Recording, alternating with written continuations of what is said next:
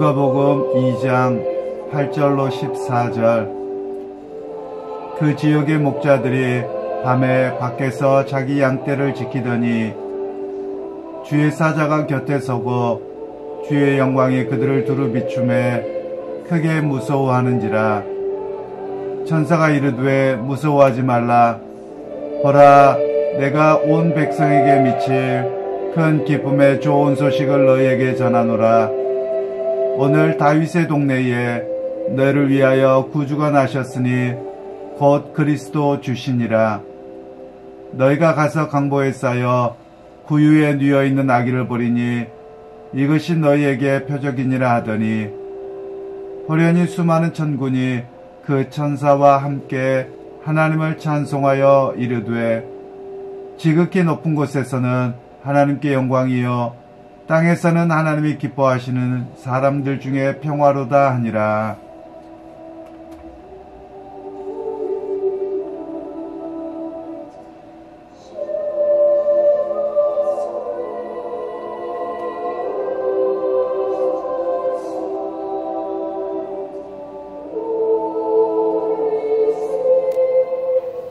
오늘 말씀은 평화를 누리는 사람이라는 제목으로 함께 말씀을 나누겠습니다.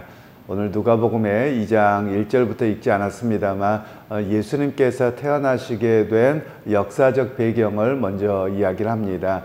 그 역사적 배경에는 보면 아구수도가 호적을 하라 명함에 예수님의 어머니였던 마리아와 또 그와 함께 했던 요셉이 베들레헴을 지나서 유다로 가다가 예수님을 베들레헴에서 낳게 되는 그런 이야기가 오늘 본문에 나옵니다.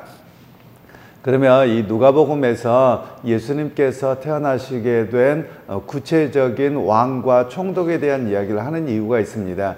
그것은 마태복음이나 또 이런 데에서는 유대적 배경을 갖고 있는 반면에 누가복음에서는 유대인들이 아닌 이방인들이 훨씬 더 많았던 그런 시대입니다. 그러면 또 시간이 좀 지난 뒤라면 예수님이 태어났다고 하는데 역사적 사실로 이 이야기보다도 그냥 옛날 꽃날의 이야기로 들을 수 있는 것이지요. 그냥 뭐 있을 법한 이야기 이런 정도로 들을 수 있어서 누가 사도는 예수님께서 태어나신 것은 역사적 분명한 사실이고 어느 왕 때 태어난 것입니다. 이런 이야기를 우리에게 들려주고 있는 것입니다. 그러면서 오늘 성경에 보면 아구수도가 천하에 호적하라 명령을 내렸다라고 되어져 있는데요. 이 아구수도라는 말은 원래 개인에게 붙여지는 것은 아니고요. 이것은 그 위대한 자, 영광스러운 자 이런 의미를 가지고 있습니다. 이 사람에 대해서 잠깐 설명을 드리면 이 사람이 위대하고 고귀하며 숭배받는 자 이런 뜻이 아구수도라는 뜻이거든요. 그런데 이 사람에게 원래 이름이 누구엇이냐면 옥타비아누스라고 하는 사람입니다. 우리가 보통 그 로마의 황제의 그 유물들 또는 이렇게 석고상 같은 걸로 대리석으로 세워지고 또는 이런 모습들에 보면 제일 눈에 띄는 사람이 이 옥타비아누스라고 하는 황제입니다. 왜 그런가 하면 이 사람이 황제를 했던 시기는 BC 27년에서 AD 14년까지입니다. 그러니까 예수님이 태어나신 그 한가운데 있었던 사람인데요. 이 사람이 역사적으로 굉장히 중요한 인물이기는 합니다.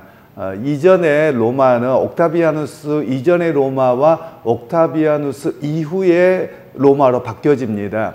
옥타비아누스 이전에는 로마에서는 왕이 있었던 것은 아니고요. 로마에서는 집정관이라고 말을 합니다. 그래서 그가 어떤 일을 하냐면 공화정이라고 하는 것을 선택합니다. 공화정이라는 말은 어떤 거냐면 우리나라와 같이 이제 투표를 통해서 대통령이 된다 이런 것을 공화정이라고 이야기를 하고요.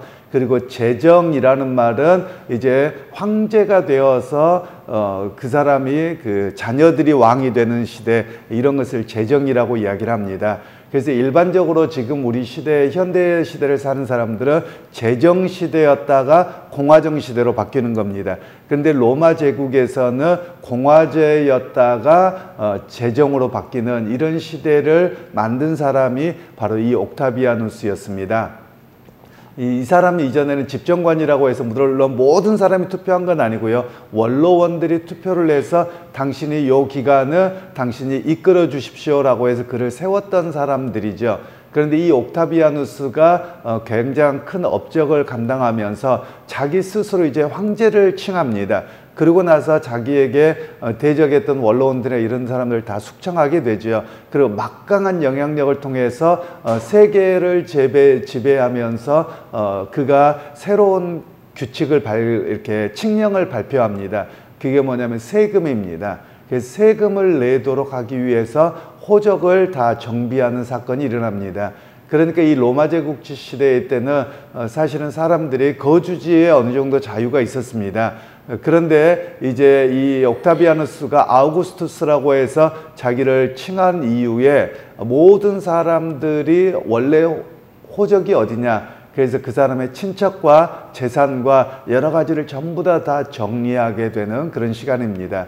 그래서 우리가 역사적으로는 여러 가지 이야기를 할 때 제가 어제 주일에도 이야기를 했습니다만 돈에 대한 이야기도 경제 질서를 만들어낸 나라가 로마였고요. 그 영향력이 지금까지 모든 사회적 기틀을 만들어냈다고 이야기를 합니다. 그리고 군사적으로도 지금 군사의 편제나 이런 것들도 다 로마가 시작해 놓은 것이고요. 그리고 행정체계도 마찬가지입니다. 행정체계의 모든 것도 다 로마에 의해서 시작되어졌고, 도로도 마찬가지입니다. 도로도 전부 다 로마 시스템에 의해서 현대사까지 이어지는 그런 출발점을 놓은 사람입니다. 그뿐만 아니라 세금 제도도 역사적으로 통일을 하면서 모든 것에 대한 현대사회까지 기틀을 마련했던 사람이 바로 이 로마의 이 아구스토라고 하는 사람입니다. 그래서 그 시간을 통해서 어떤 일이 일어났느냐, 그 어찌 보면 혼란기이기도 하죠. 왜냐하면 내가 살고 있는 이 집이 있는데, 예를 들면 우리가 대전에 지금 살고 있습니다. 그런데 제가 서울이 고향입니다. 그러면 전부 다 서울로 가야 되는 거예요. 서울 사람들은 다 서울로 가야 되고, 제주도 사람 제주도 가야 되고, 그래서 거기 가서 호적을 하라는 겁니다. 그런 상황이었으니 온 그 로마 제국 전역이 다 인구 이동처럼 아주 복잡했던 그런 시간이었다고 말할 수 있습니다. 오늘날은 또 여행을 하며 호텔이나 이런 숙박 문화가 발달해 있는데 과거에는 그렇지 못합니다. 그러니까 그렇게 가는 중에 수많은 사람들이 고난이 있었고, 또 집을 구하고자 할 때 구하지 못했던 내용들입니다. 그런 가운데 예수님께서 베들레헴이라고 하는 곳에 도착해서 여관을 찾는데 찾을 곳이 없어서 마구간에서 태어나시게 되는 그런 장면입니다. 그러면 우리 한국 상황에서는 마구간이라고 하면 조금 이해가 어려울 수 있습니다.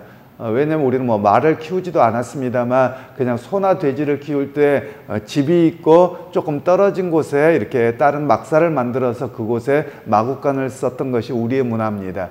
그런데 예수님 당시에 이 지역의 문화는 우리와 좀 다릅니다. 1층이 마구간이고요, 2층이 사람이 사는 데입니다.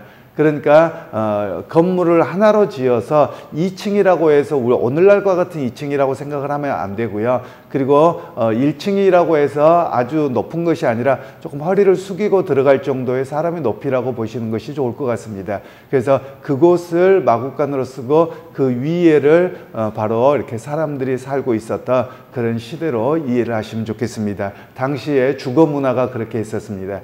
그러니까 바로 예수님께서는 이곳에서 태어나시게 되었다라는 것을 성경은 이야기를 합니다. 그리고 이제 베들레헴이라고 하는 곳에서 왜 예수님이 태어나셨을까에 대한 이해를 조금은 하실 필요가 있습니다. 베들레헴이라고 하는 것은 우리가 사사시대에 룻기를 보면 룻이 여호와의 집으로 돌아가자, 물론 룻은 이방인 여인이었습니다만 그의 시어머니가 이제 돌아가자, 나오미가 돌아가자 할 때 베들레헴 사람이라는 이야기가 나오지요. 그 베들레헴 사람인데 그가 여호와께서 양식을 주셨다고 해서 그가 모압 지방에서 베들레헴으로 돌아갑니다. 그리고 나서 이 룻이 다윗의 증조할머니가 되지요. 바로 그런 쭉 연결되어진 사건입니다. 그건 뭐냐면 베들레헴이라는 말은 빵집이라는 뜻입니다. 그래서 레헴은 빵이고요. 베트라는 말이 집입니다. 그래서 빵집이라는 뜻입니다. 그 말은 어떤 의미냐면 이스라엘 백성들에게 베들레헴을 떠올리며 잘 먹고 잘 산다 이걸 이야기하는 것은 아니고요. 마치 이스라엘 백성들이 하늘에서 공급하시는 만나를 먹고 살았던 것처럼 하나님께서 그들에게 생명의 양식을 주신다 이런 의미가 바로 베들레헴입니다. 그러니까 예수님께서 베들레헴에 태어나신 이유가 무엇이냐? 사실 오늘 우리에게 주시는 메시지는 생명의 양식으로 이 땅에 오셨습니다. 사람들에게 생명을 주시는 역사입니다. 라는 의미가 바로 베들레헴에서 탄생하게 되신 그런 이유인 것을 말씀하고 있습니다. 그러면서 이제 8절 말씀에는 그 지역에 있는 목자들에게 천사가 나타나서 메시지를 전합니다. 이 내용 때문에 사실 예수님의 정확한 탄생의 날짜가 한겨울은 아니었을 것으로 봅니다. 그냥 예수님의 탄생하신 날짜는 정확하게 알지 못하지만 그러나 12월 25일을 지켜왔기 때문에 우리가 그냥 지키는 것에 불과한 것이고요. 그리고 보통 목자들이 밖에서 잠을 잔다, 노수 간다 이렇게 보면 아무리 빨라도 3월달 이후로 봅니다. 왜냐하면 이때는 전부 다 목자들이 다 집에 가서 생활하지 그리고 건초를 먹이지 야외에 있지 않기 때문에 그렇기는 합니다. 그런데 이 목자들에게 어떤 시기가 중요하다기보다도 아무도 모르기 때문에 그냥 전통으로 지켜지고 있기는 합니다만 중요한 것은 목자들에게 주셨던 메시지와 오늘 우리에게 주셨던 메시지가 중요한 부분들입니다. 그들에게 말씀하기를 8절 말씀에 보라 내가 온 백성에게 미칠 큰 기쁨의 좋은 소식을 너희에게 전하노라. 오늘 다윗의 동네에 너희를 위하여 구주가 나셨으니 곧 그리스도 주시니라. 여기에서 그리스도라는 말은 헬라어고요. 이 헬라어의 원뜻은 히브리어로 이야기하면 메시아라는 뜻입니다. 그러니까 이 메시아가 나타났습니다 라는 것을 목자들에게 선언하고 있는 내용이지요. 그러면 이 본문을 통해서 우리에게 말씀하고 있는 것은 모두가 다 잠들어 있는 이 새벽 시간에 예수님이 태어나셨음을 이야기를 합니다. 그리고 성경에서 예수님의 태어나심을 맞이했던 사람들이 소수에 불과합니다. 그래서 오늘 12절에서 13절 말씀에 보면 천군 천사가 나타나서 노래를 부르는데 그 노래의 내용이 뭐냐? 지극히 높은 곳에서는 하나님께 영광이요 땅에서는 기뻐하신 사람들 중에 평화로다.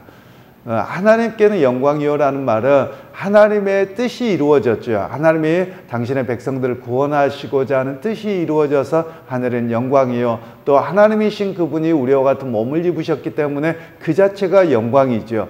그런데 땅에서는 어떤 사람들이 기뻐하느냐? 모든 사람들의 기쁨이 아닙니다. 오늘 성경에 보면 이렇게 말씀하죠. 하나님이 기뻐하신 사람들 중에 평화로다. 그러니까 하나님이 기뻐하시는 사람들만 참 평화 샬롬을 누리게 된다라는 것을 이야기를 합니다. 그러면 여기에서 하나님 기뻐하시는 사람들이 성경에 보면 극소수입니다.